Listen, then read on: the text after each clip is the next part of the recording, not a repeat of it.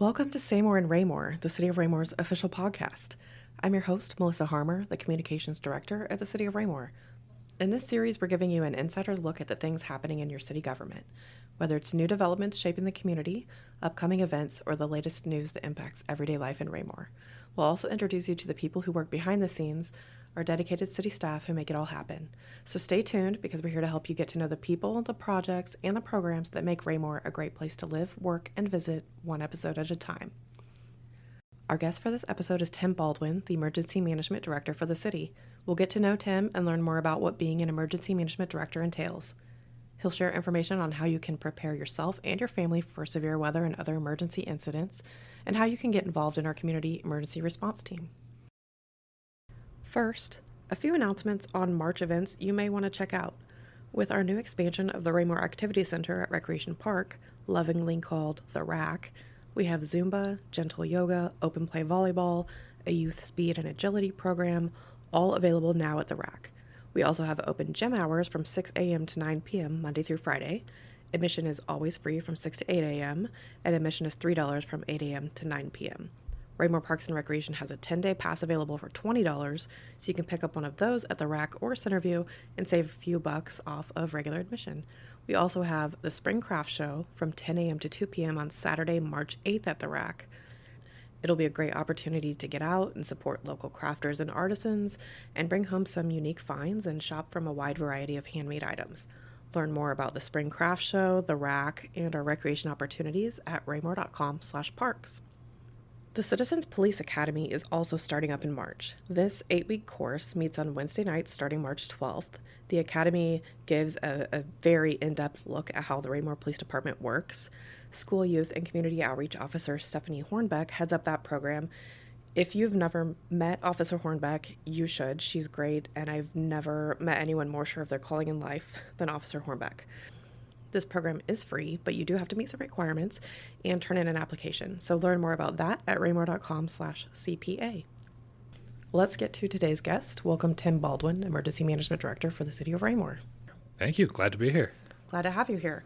So first, tell us a little bit about your background and how you ended up in Raymore. Yeah, so I guess I'll start back in college. I went to college at Illinois State University. I'm from Illinois originally. Majored in criminal justice there. I got my bachelor's in criminal justice. During that time, I kind of developed an interest in kind of homeland security type matters. Took some classes on homeland security for my bachelor's. Just kind of read some books on the topic. Found that very interesting. So after I graduated, I wanted to keep going and pursue my master's degree, ideally in homeland security. And at the time, there weren't a lot of master's programs in Homeland Security. It's probably different now, I'm sure, but I found a school in Philadelphia, St. Joseph's University, that had kind of a combination criminal justice and Homeland Security master's program. So I completed my master's program there. After college, had just a few kind of random jobs trying to get my foot in the door. I worked at a couple of different universities, just kind of in the admissions office. Met my wife. We moved out to Arizona. I worked for the Maricopa County Superior Court for a little while, just kind of doing admin type work, scheduling court cases, things like that. And then a position opened up with the state of Arizona Homeland Security Department. And I went for it, and somehow I got it.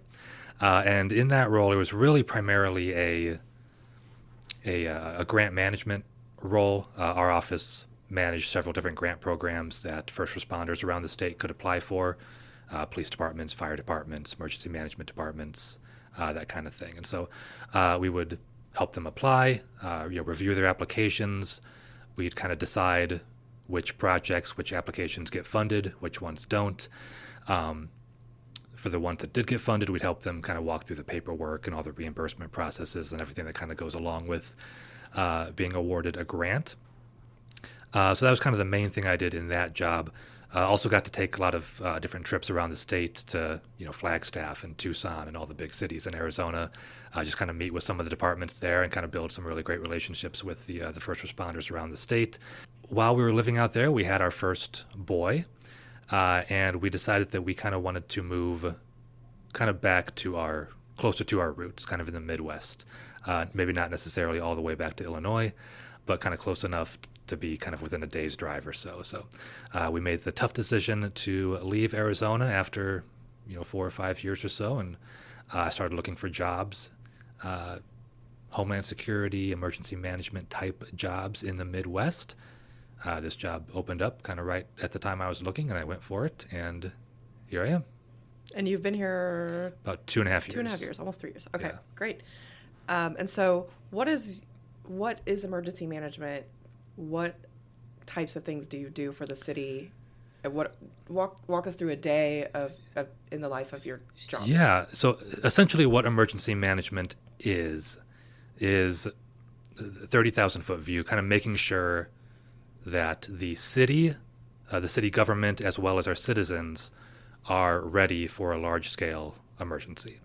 That the citizens' lives are interrupted or impacted as little as possible in the event of a disaster. Same thing with the city government, making sure our services and what we do as a city for our residents is interrupted as little as possible in the event of a disaster. So really emergency management involves 5 pillars or kind of phases of emergency management. So there's the prevention phase, which is trying to just overall prevent or stop a disaster from happening, knowing that you probably can't do that in every situation. The next pillar is the protection phase, which is how do you protect people? How do you keep them safe? How do you protect their property as much as you can in the event of a disaster? Again, knowing that you're not going to be able to stop every disaster. The third phase is the mitigation phase, which is, again, knowing you're not going to be able to stop every disaster. How do you just lessen its impact? So all of those 3 phases are kind of pre-event. Then you have an event, and then right there is your 4th pillar, which is the response phase, which is the actions that you take, immediately during, immediately after a disaster to save lives, help people, protect their property, and then that kind of leads into the 5th pillar, which is the recovery phase. And it's during that phase where you kind of work to restore the community, work to restore the businesses, the services, the utilities, whatever the situation might be, back to where it was before the emergency, or even ideally in a better condition than before the disaster. And that kind of leads back into the prevention stage. So it's kind of a cycle.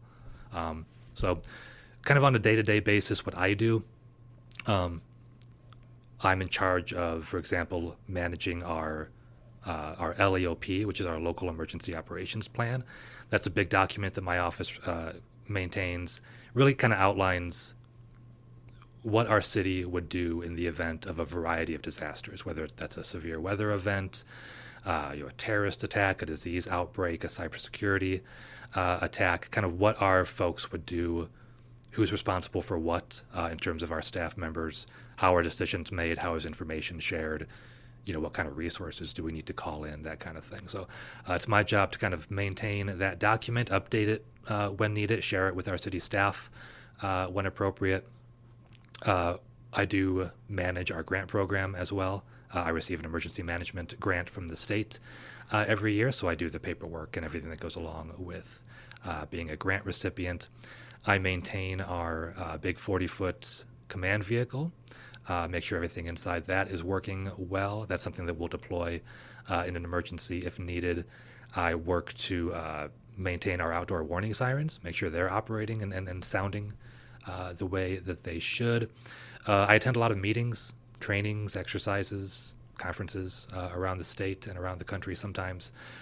Just do a lot of collaboration with other emergency management departments. And that's really the thing about emergency management is most departments, except for maybe the really big cities, are 1, 2, maybe 3 people. So there's a lot of collaboration, a lot of helping each other, a lot of looking out for each other. So definitely a lot of collaboration with my counterparts throughout the area.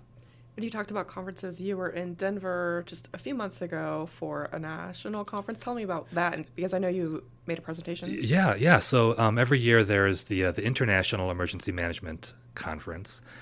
We get people attending that from, I think last year there was 30 different countries. Emergency management professionals come to this. And they hold it in a different city every year. I've been to In my few years here, I've been to Savannah, Georgia, Long Beach, California, and this past November was in Colorado Springs. And so I attended that, and I was actually asked to present what's kind of like a TED Talk is the way they compare it to. Is they select 6 or 7 emergency managers from around the country every year and ask them to just share a 6 or 7 minute presentation on a topic. And this past November, I applied to be one of those presenters, and I was selected. So I got to share a few minutes on a topic that's important to me, and everybody gets to pick their own topic, obviously. And so I decided to go with. I shared a few tips for new emergency managers because, in a way, I was kind of a new emergency manager. I'd studied Homeland Security, academically, and I'd worked, for a Homeland Security department at the state level. But in terms of being an emergency manager, this was my first kind of introduction to that role. So my presentation was just sharing a few helpful tips on, what emergency managers can do to be successful. Because every year at the opening of the conference, they ask everybody to raise your hand if this is your first conference. And in the 3 conferences that I've been to, I would say probably 30 to 40% of people raise their hand. So this is a field where there's a lot of turnover, a lot of new folks entering the field from out of college or just other areas. So I thought it'd be a good idea to maybe share some tips for new emergency managers on what they can do to kind of settle in, feel comfortable, and be successful in their role. That's great. Some of the, let's say, natural disasters that are more of a threat here in our area than others, how can we prepare for those, and what are those? Yeah, so depending on where you live in the country, you're going to face different natural disasters, obviously. Some emergency managers in different parts of the country or the world might face hurricanes or volcanoes, and that's not really a concern for us here in Raymore. But the top of our list in terms of severe weather is definitely tornadoes, severe thunderstorms, and we're in the middle of winter right now, so a heavy snowstorm or ice storm. Those are kind of the top of my list in terms of the weather events that I prepare for. So we are approaching the spring severe weather season, so it's going to kind of transition here soon from looking out for snowstorms to looking out for tornado activity. So one of the things that I'm a big advocate for our residents is to just have a plan, know what to do in the event that a tornado is potentially imminent here in Raymore. So one of the things that I suggest people have is an emergency kit. That is a supply of things that you would want to have handy, accessible in the event that you have to get to your shelter location. So there's a long list you can find online of things you want to include in your kit, but we're talking, food, water, maybe some extra clothes, blankets or towels, flashlights, medication. Yeah, medication, definitely. First aid kits, just things that you want to have immediately accessible in the event that maybe not only, or maybe you're trapped, maybe part of your house is damaged, you can't get to those things, just a kit that you want to have with you as you shelter in place in the event of a tornado. You also want to know where to go in the event of a tornado. Where in your house, where in your home is the best place to be if a tornado is coming. Now, for most people, that's going to be a basement. If you don't have a basement, we would suggest going to the lowest level interior room without windows. So that might be a bathroom, maybe a closet somewhere, wherever you can get to the lowest level of your home without windows. Try to put as many obstacles or barriers as you can between yourself and the outside. So that could even be, getting under a table. If you're able to put a mattress over yourself, do that. Anything you can do to kind of protect yourself, be as interior, be as hidden as possible from the outside. And then the last main thing that I would advocate for is getting a weather radio. These are pretty cheap. They're maybe $20 to $30. You can pick them up, Amazon or really anywhere. Some of our local stores have them. You can pick them up. And you can program them. You can customize them to give you alerts on different weather events. And you can kind of customize how they share information. They can just display text. They can set off kind of a sound, kind of an audible tone. They can speak, words to you and let you know what's going on. So you can kind of customize it to share with you however, best fits what you're looking for. So those are the big things as we head into tornado season. Get a kit, build a kit, know where to go in your home. Get a weather radio as well. Those are the big things. I'm also a big believer in a weather radio, even though sometimes it's kind of annoying, but I would much rather have that wake me up in the middle of the night, even with severe thunderstorm. But it has been there to give those important like tornado warnings in the area, versus sometimes it's not always on your phone. Like, it depends on where you've been with your phone. I don't know, but weather radio 100%. Yeah, it's a lifesaver. Yeah, I agree. And then Severe Weather Preparedness Week is coming up in Missouri the first week of March, and there will be a statewide tornado drill. And it's a little different this year. It's actually on a Wednesday when we normally test tornado sirens. Yeah, so Severe Weather Preparedness Week is the first full week of March. It's Monday, March 3rd through Friday the 7th. And this is a really good week to kind of educate yourself, inform yourself on different hazards that we might face here in Raymore. So every day kind of has a different theme to it. So I'll see if I can remember it here. But I think Monday is how to receive alerts, how to receive information. So that might be a good day to focus on, if you don't have a weather radio, maybe go out and buy one that day, or just kind of sign up for a way to receive alerts on your phone. That would be a good day to kind of focus on how can I receive information in the event that severe weather is coming. Tuesday, I believe, is lightning safety. So maybe a good day to focus on what do you do in the event of a thunderstorm. Wednesday is tornado safety, I believe. And like you said, there's going to be a big statewide tornado drill on that Wednesday. Thursday is hail and wind safety. So maybe think about what you would do in the event of a big windstorm or a hailstorm. And then Friday is flooding safety. So think about what you could do in the event of a flash flood to protect yourself, protect your home. So there's lots of good information to find online. I'm going to be posting things every day of that week relating to that topic. So check out the Raymore Emergency Management Facebook page. If you're not following it already, I'm going to post some things throughout that week that might be beneficial. And then, the highlight of that week really is the Wednesday, the 5th statewide tornado drill. That's 11 o'clock in the morning. So we would encourage everybody to participate in a tornado drill that morning. And wherever you are, if you're at work or if you're at home, like you should know where to go at work. You should know where to go when you're home. Or if you're out, let's just say someone's out shopping at the grocery store. Do our local businesses have plans in place too? Yeah, we would encourage everybody to, whether you're a school, that would be a good time to maybe schedule a tornado drill. Is that Wednesday at 11 for our schools? A church, we know churches aren't usually busy on a Wednesday morning, but maybe the staff that is there could participate in a drill just so they know kind of where to go and where to lead their congregations in the event that one happens during a service. All of our businesses, they're welcome to participate as well. If you're just at your home at 11 o'clock, go to your shelter and just hang out there for a few minutes, figure out where to go and kind of what you want to do in the event of a real tornado. We're going to do a tornado drill here at City Hall.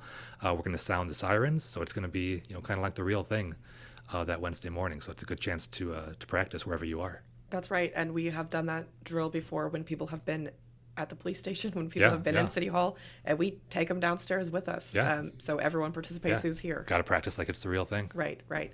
And then you have extra links to resources on your emergency management webpage at the city's website. So that's raymore.com/EM. Make it really easy. EM for emergency management. And that can give... you have resources to everything. So a few links that I always like to share with people. One is weather.gov. There's a million different weather websites out there, but that's the official kind of National Weather Service website. That's kind of the one that I go to in the event that we're looking at severe weather. That's kind of the most reliable, most accurate, most timely is weather.gov. And then there's ready.gov, READY.gov, and that's kind of an offshoot of the FEMA website. So there's lots of good information there, tips for individuals, for households, for kids. We don't want to forget about kids, making sure they understand preparedness and what can we do to keep their stress levels low during an emergency. So there's lots of good information on ready.gov for kids, games, coloring pages, activity pages, lots of helpful videos, information on how to build an emergency kit, lots of good stuff on ready.gov. So check that out. And then redcross.org. There's information there on signing up to give blood, different first aid classes you can take as well. And then kind of along the same lines, I'm an advocate for people to download the Red Cross First Aid app. It's a free app you can download. And basically what it does is it gives you a whole big list of potential injuries or wounds or illnesses that somebody might encounter. You click on it, and it kind of walks you through what to do to help the person, to treat the person, at least until the actual first responders can arrive. So that could end up being a lifesaver. So that's the Red Cross First Aid app if you want to download that. Excellent. And one more thing, how can our residents get involved if they want to be able to assist, to volunteer in the event of the aftermath of some sort of natural disaster or other emergency incident? Yeah, so one of my favorite things that I do in this role is to lead our CERT group, and that is our Community Emergency Response Team.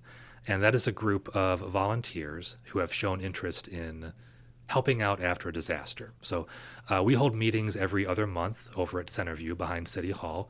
Each meeting usually has a topic and a guest speaker. But these are folks who have shown interest in maybe after a storm helping out with search and rescue or first aid, maybe distributing food and water to folks, or volunteering at a shelter. Doing damage assessment of, maybe there's some homes that have been damaged. Maybe they'll drive around and kind of assess the damage to these homes. Picking up debris that might have, fallen throughout the community. So lots of different ways to help, and it's completely voluntary. Obviously, in the event of a tornado or whatever, your first obligation is yourself and your family. So there's no obligation to help out. But if you're able to, you want to, the CERT program is a great way to get involved. So like I said, we have meetings every other month. The next one is February 11th. The next one after that will be sometime probably mid-April or so. And I put out information on that on my Facebook page on the city website as well. So that's a great way to get involved. Really, any way to just be invested in your community really helps out, whether it's volunteering, at a charity or a church or whatever the situation might be. The more you're invested in your community, the better off everybody is. So if you can find even just one way to give of yourself, volunteer somewhere in Raymore, in Cass County, that really benefits everybody. That's awesome. So if anyone wants to get in touch with you, your contact information is at raymore.com/em. Yeah. Tim Baldwin, thank you so much for sharing a little bit about what you do for our community today. Is there anything else you want to leave us with? No, just everybody be safe. We're still kind of in the thick of winter here, and then it's, the spring weather season's coming up. So right around the corner. Know what to do, know where to go, and always reach out to me if you have any questions or want some information on anything. I can point you in the right direction. Thank you so much, Tim. Yeah, thank you.